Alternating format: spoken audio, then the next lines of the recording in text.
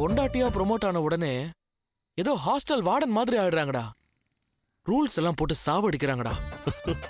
ரவி, கடவுள் பொண்ணுங்களை தான் படைக்கிறார், ஆம்பளைங்க தான் அவங்கள பொண்டாட்டியா மாத்துறாங்க. இப்போ கடவுளை கேட்டான்னா சொல்லுவார் தெரியுமா, நான் பொண்ணுங்களை தாண்டா படித்தேன், உங்களை யாரா பொண்டாட்டியா மாற்றணும்னு சொல்லி சிரிப்பார்.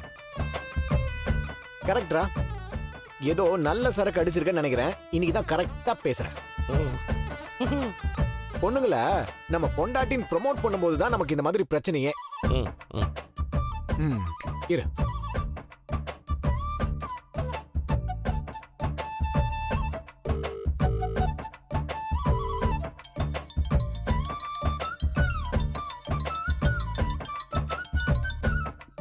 என்ன? கடவுள் உன்னை பொண்ணாதான் படைச்சான், அப்ப வரைக்கும் ஓகே. ஆனா நான் தான் உன்னை பொண்டாட்டியா மாத்தினேன். யார் அந்த முத்து சொன்னானா?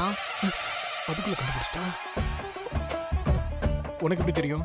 இந்த மாதிரி பேசுறதெல்லாம் அவனுக்கு தான் வரும். போன வை. அசிங்கப்படுத்திட்டா. ச்சே.